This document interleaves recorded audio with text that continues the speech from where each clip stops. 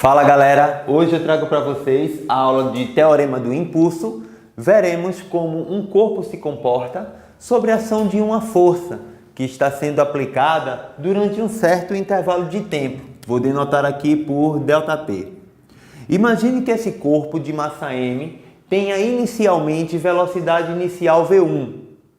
Após um certo tempo, o mesmo irá possuir velocidade v2. Eu vou denotar essas velocidades por V0 e V. Velocidade inicial e final.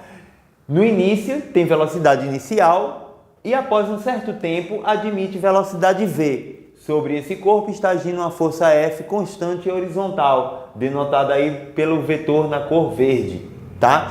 Eu venho mostrar para vocês que o impulso é igual à variação da quantidade de movimento. Não é isso? Verificamos que o impulso de uma força, o impulso é igual a força vezes o tempo que ela age no corpo. Que nesse caso eu chamei de T1, a diferença de tempo T1 e T2 de ΔT. A força é dada pelo produto massa vezes a aceleração. O impulso é igual a massa vezes a aceleração vezes ΔT. A aceleração que um corpo adquire é a variação de velocidade durante um certo tempo. Se essa força age durante um tempo ΔT, então irá provocar no corpo uma variação de velocidade, denotada por ΔV, tá? Então aí, ó, eu tenho que o impulso, só lembrando, tá, que o impulso é uma grandeza vetorial, a aceleração também.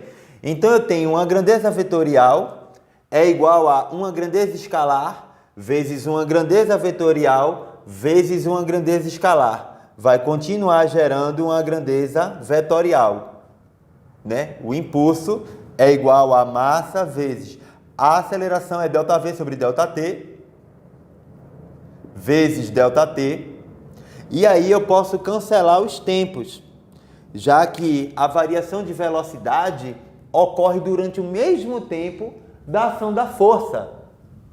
A variação de velocidade ocorre no mesmo tempo da variação da força, da variação de tempo que a força age sobre o corpo. Então eu posso, de modo geral, dizer que esses ΔT são iguais. E aí cancelar, né? Numerador com denominador. E chegar à conclusão que o impulso é igual a m, ΔV é velocidade final menos velocidade inicial. Fazendo a propriedade distributiva, eu tenho que o impulso é igual a m vezes v final menos m vezes v inicial, né? M vezes v é quantidade de movimento. Quantidade de movimento final menos quantidade de movimento inicial vai fornecer que o impulso é igual à variação da quantidade de movimento. Tá? M vezes V é quantidade de movimento final, menos M vezes V0 é quantidade de movimento inicial. Isso aqui é igual ao impulso. Lembrando que quantidade de movimento é uma grandeza vetorial. Então, Q final menos Q inicial é igual a ΔQ, tá? Dessa forma, eu mostro como esse tipo de teorema se comporta em exercícios. O gráfico mostra como a força age num corpo que tem massa de 38 kg e velocidade inicial de 15 metros por segundo. A força de 20 newtons age durante 8 segundos com intensidade constante. Entre 8 e 12, ela age no mesmo sentido, porém diminuindo sua intensidade de forma linear, representado pelo gráfico dessa reta aí, ó. E a partir de 12 até o instante 14, ela age no sentido contrário, ó.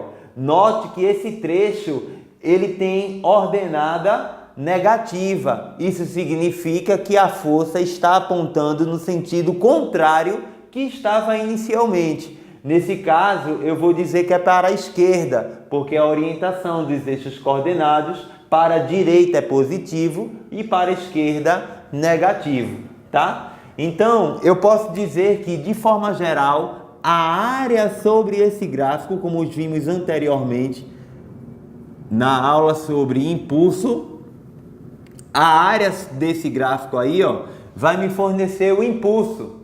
E o impulso é a variação da quantidade de movimento.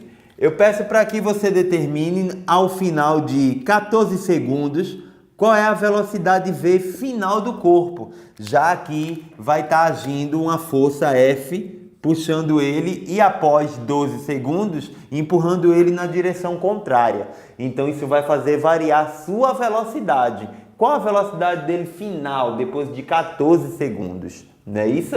Então tá, temos aí que a área sobre esse gráfico, vou denotar aqui por impulso 1. O impulso 1 é igual à área sobre esse gráfico. Base maior, área de um trapézio, não é isso? Base maior, 12, ó. Mas base menor, 8, vezes a altura, 20, dividido por 2.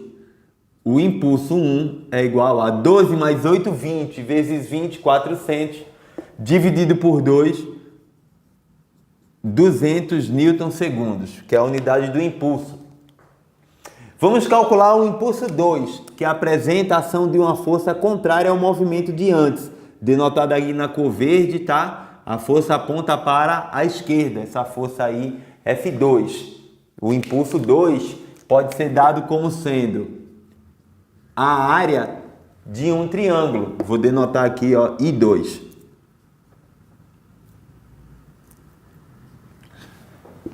A área de um triângulo onde a base é 2, porque a distância entre 12 e 14, vezes a altura menos 10 dividido por 2. A área de um triângulo, base vezes a altura dividido por 2. O impulso 2 é igual a menos 10 newton-segundos. O impulso total é dado pela soma vetorial dos dois impulsos. O impulso total é igual a I1 mais I2. Orientando I2 no sentido contrário de I1, temos que I1 sendo 200, mais menos 10, mais com menos, menos 200 menos 10, 190 newton segundo. E agora eu posso determinar a velocidade final, aplicando o teorema do impulso, onde o impulso sofrido por um corpo é igual à variação da sua quantidade de movimento. O impulso é igual à variação da quantidade de movimento, ou seja, 190 é igual a m, que multiplica V final menos V inicial. A massa sendo de 38, eu tenho 38 que multiplica V final menos o V inicial é 15. E aí eu posso dividir 190 por 38. 190 por 38 é a metade de 380. Portanto, a metade de 10, 5, é igual a V menos 15. E aí o 15 menos passa para o outro lado positivo, V igual a 20 metros por segundo. Após a ação da força, representada pelo gráfico, no final de 14 segundos, a velocidade adquirida pelo corpo é de 20 metros por segundo. Bem, pessoal, a aula de teorema do impulso eu encerro hoje aqui fazendo a recapitulação, onde provamos que o impulso é igual à variação da quantidade de movimento, e aí, desenvolvendo a fórmula da quantidade de movimento, conseguimos provar que o impulso é igual a m vezes v final menos m vezes v inicial. Aqui eu mostro para vocês como esse teorema pode se comportar diante uma questão onde eu tenho inicialmente um corpo se movimentando para a direita com a velocidade de 15 metros por segundo sobre a ação de uma força que se comporta de acordo com esse gráfico aí, né?